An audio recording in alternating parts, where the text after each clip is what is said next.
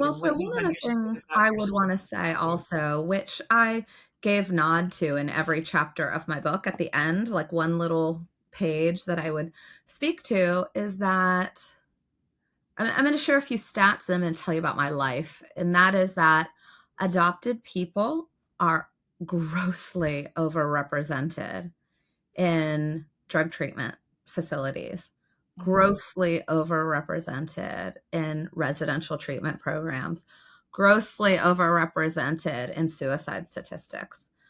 And there's a reason for this. The dominant narrative about adoption is it's like tied up with a nice, neat bow, right? It's like a win win win all the way around. And growing up, that's what I was told, and that's how I was encouraged to be.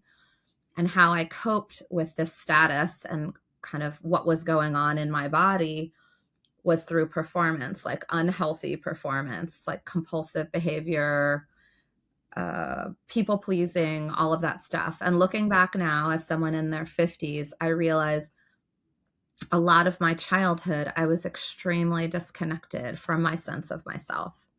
I was extremely disconnected from my sense of what I wanted, what I liked.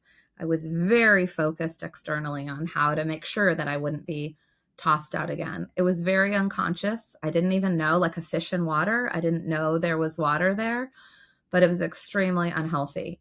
And I think the statistics bear that out, that the trauma of relinquishment and then the pieces that ensue and the losses that go sometimes, many times, the majority of the time unspoken. I really couldn't have processed any of that unless my parents had been empowered to understand that my little nervous system was probably a bit fried.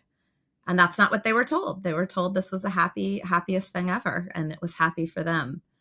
But I was struggling.